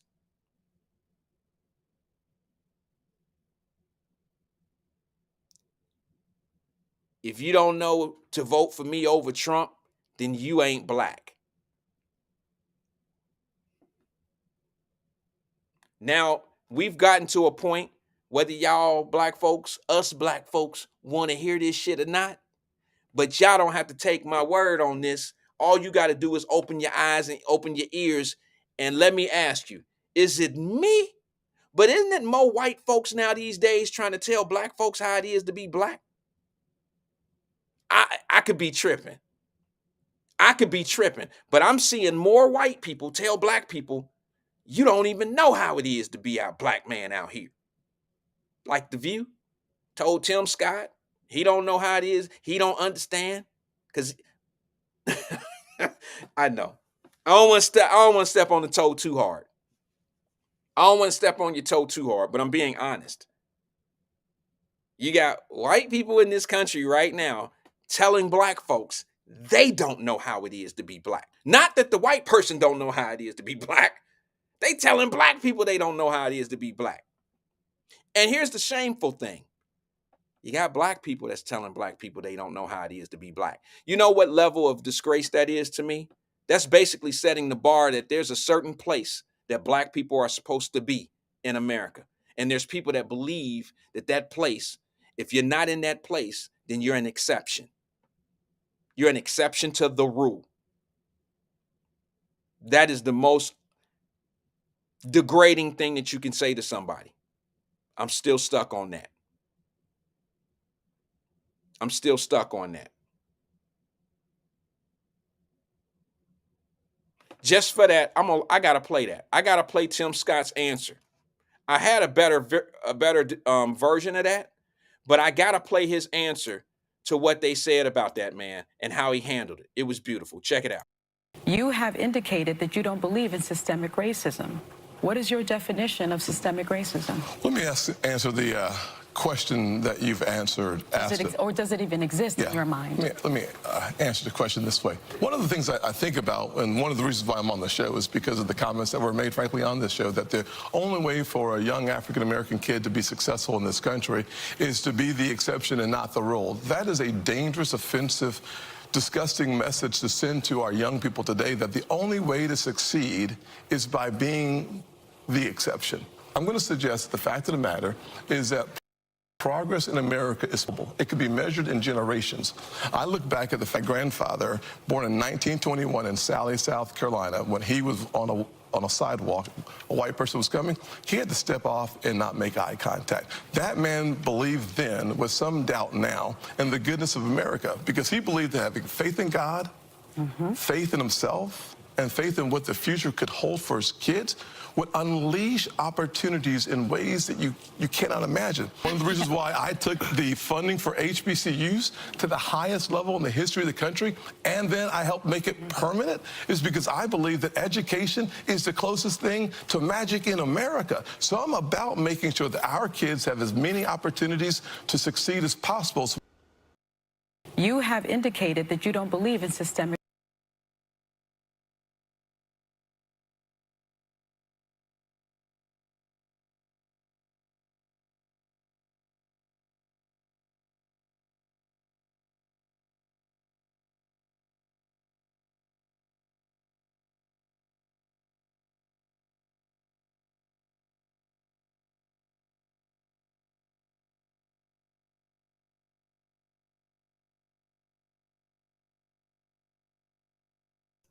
Sorry about that. Let me start from the beginning of what I was saying. Can somebody give me a reason why you don't like this man? Can somebody give me a reason why you don't like this man? I mean, what do you not like him because he's articulate? Do you not like him because he's talking about being successful? I mean, let me y'all know that it's just a matter of time. It's coming. Y'all gonna get a whole lot of reasons not to like him because they're about to smear him. They're gonna be mad at him and they're gonna create all this manufactured hate toward this man. They're gonna tell you that he put sugar on his grits. They're gonna find a fucking reason to be that this guy ain't shit. And what he did is he went on The View and he faced their ass who was talking nonsense about him, called him, you know, pretty much an Uncle Tom. Where was all that energy when that man came on the show? How could you ask a dumbass question, Sonny? You know the answer to the question. Of course. He ain't face them all, Mama Birch. There was one that was off that day. The one that called, the white lady who told him he don't understand how to be a black. He don't understand what it is to be black in America. He don't understand systematic racism. He's like, and Whoopi Goldberg sit there and took all that shit. It's amazing to me. Whoopi has probably had the same lifestyle that this man has. That's why they successful. Joy, yeah, there you go.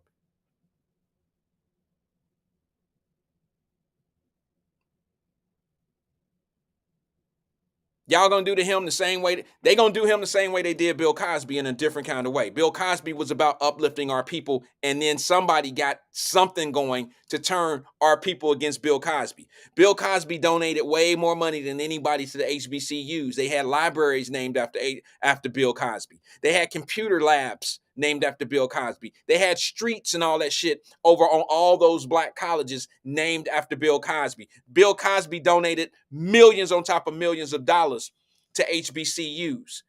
And because he was telling people, now pull your pants up, get your shit together.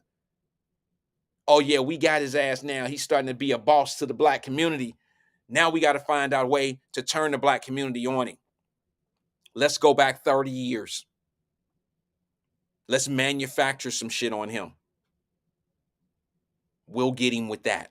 The black community is angry at him right now. This is a time to just fucking go DEFCON 3 on him. Once the black, they can do Oprah the same way if they really want to. Let Oprah make one comment bad. Let her say something that the black community will wake up to and say, she say what? Oprah said what? Oprah said what? What Oprah said? She said what about black people? What? And guess what you're going to find out? You're going to find out some shit about Oprah that's going to do her in.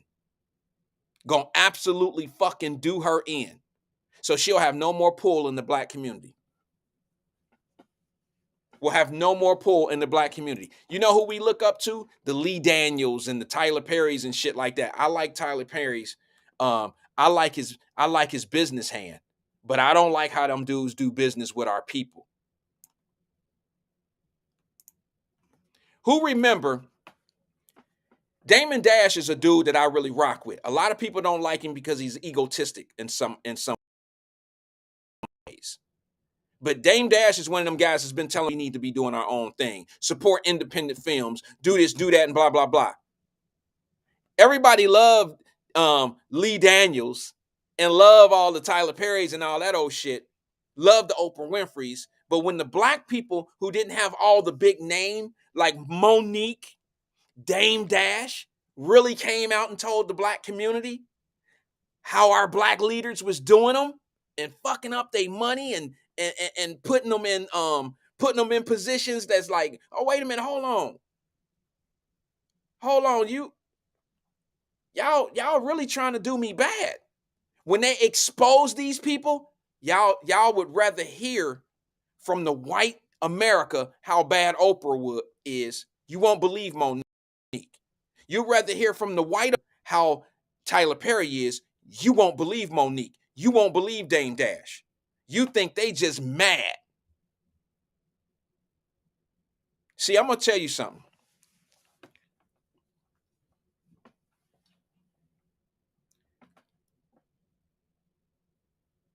Whether you want to hear this or not, I'm going to tell you the right thing. I'm going to tell you what's on my mind. What I've dealt with in life, the majority of black folks who always holler racism and white supremacy and all that old shit, they show more racism toward their own race than anybody. Yeah, I know, hard pill to swallow, ain't it? The motherfuckers that be out here talking all that white shit, the white people, the man didn't want to give me the fuck that motherfucker. White man, and then that talk so great about Oprah Winfrey and all that old shit. And the only time you pay attention to something negative is when the white people put it out there. You're the problem with us. You're the problem with us. The people that didn't want to believe Bill Cosby and thought it was some bullshit, and you believe the tabloids and you believe one lawyer who manufactured 32 people to say he did all of this, one lawyer represented the whole fleet of them ladies. Of course their stories are going to collaborate. Of course they're going to make sense. You got one representation for all 30 ladies. Of course, I'm going to coach them all. Matter of fact, I'm going to write their answer. I'm going to write it. Just sign this here, baby. We get this shit in order. Y'all know, yeah. It was manufactured. They didn't want you to love Bill Cosby because what Bill Cosby was trying to do to the black community. And I've seen him donate millions on top of millions of dollars. Now, who remember when Dame Dash pulled up on Lee Daniels at an awards show? Because I don't know if y'all know this or not, but Lee Daniels a piece of shit.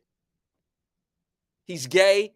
That don't make him a piece of shit, but he's a gay guy who pushes the gay agenda, who's part of this gay movement shit. All right? But he's a piece of shit when it comes to business.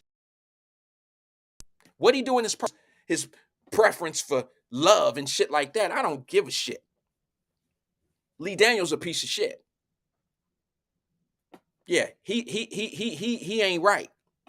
Who remember when Dame Dash pulled up on him? Who remember when Dame Dash pulled up on him? Dame Dash pulled up on Lee Daniels and checked him at an awards show about his $2 million. Wait a minute, Mr. Lee Daniels, who don't lie on Monique, who's good in with Oprah Winfrey, who's good in with Tyler Perry and all this old shit. Who remember when he pulled up on when Dame Dash pulled up on him? He ignored all his calls. He wouldn't return his calls. He avoided him. He stayed clear of Dame Dash, and he owed Dame Dash $2 million. Dame Dash gave him $2 million business, where they had a project that was successful, and he still burned Dame Dash. Who remember that? If you forgot, let me remind you. I want you to see this little clip. I burned it yesterday.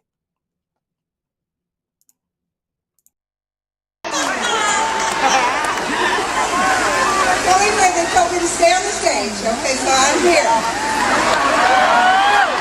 Can we turn the lights up a little bit out there, Jonathan? Any lights that we can see?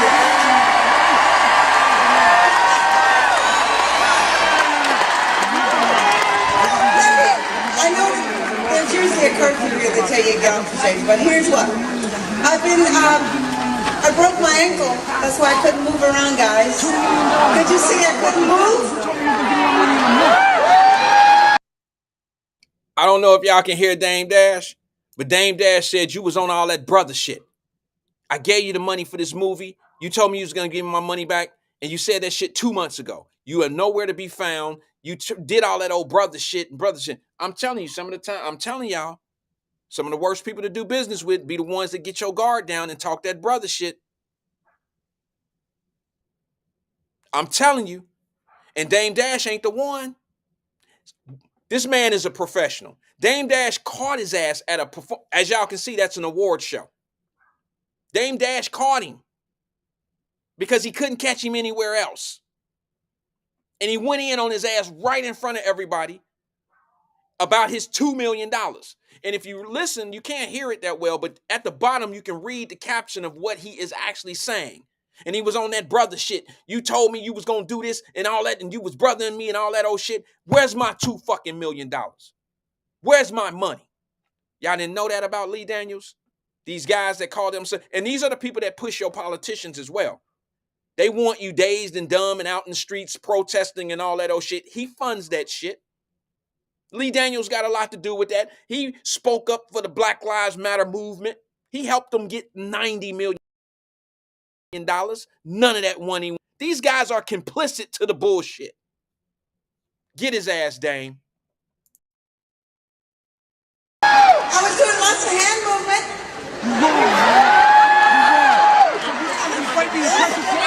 I did it again. I was playing with my grandkids and I broke my ankle. Okay. All right, so I want to move the energy in the room right now. I want everybody hands in the air. We're going to do reach out and touch with this beautiful, incredible orchestra. Okay? Reach out and touch, hands in the air, everybody. Move the energy. Move it around. Hey. And sing with me if you know the words. Come on. Reach out and touch somebody's hand and make this world a better place. If you can, reach out and touch somebody.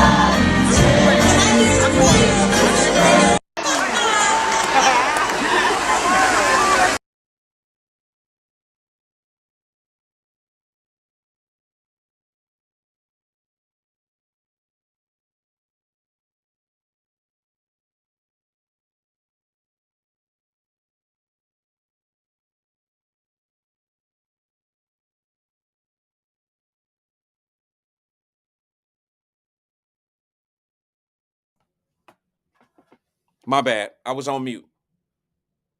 He had his little vest on. What's that little shirt? Had his shirt on across him, looking all preppy and postured all up in the air.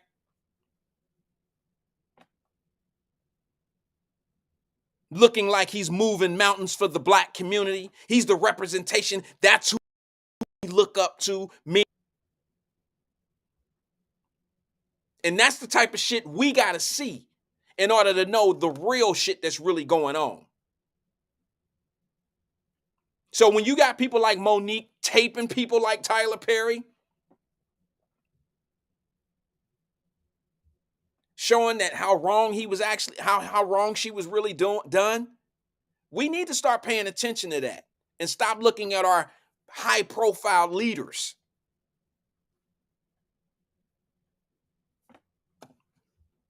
Our high-profile leaders. I got another one. Just if you don't mind, let me get this one out.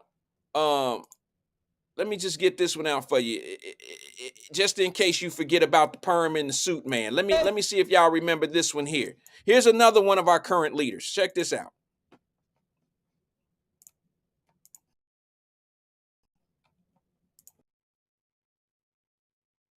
Y'all all know who this is. Check this out.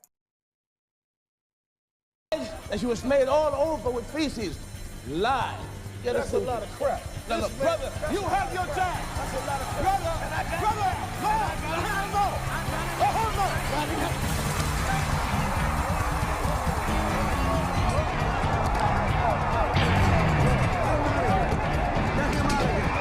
Get him out of here. Please, get out of here. Thank you.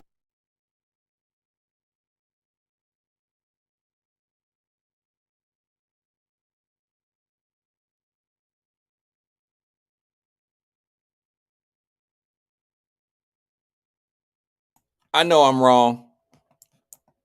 Let me switch that up. I know I'm dead ass wrong, but I got to show y'all. Look at perm in the suit.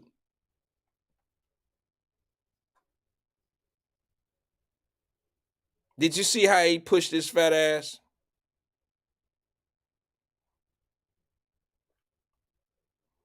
Man, our leadership. Keep on keeping it real, Al. Keep on keeping it real, brother. Keep on keeping it real. Oh, my goodness. All right.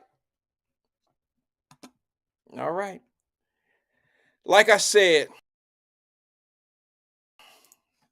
tomorrow morning, I probably won't be able to do a show tomorrow. And I'll keep you posted on, I don't know, I'll keep you posted on how the 5 o'clock show is looking. And, you know, hopefully we can get to it. I look forward to getting to it. So at this moment, it's time for me to check out. Hopefully tomorrow, I'll have a safe trip home, and I'm still, you know, I got to make a phone call to see flight and stuff, what time I'm getting out of here, and go from there. But I'll keep you guys posted. We probably won't do a 9 a.m., but we'll be here tomorrow at 5 p.m. Peace and love to everybody. Yeah, I'm out. Yo, Dave, you get the sticks. Slim, get the bass. Yo, are you ready to kick it? Here we go.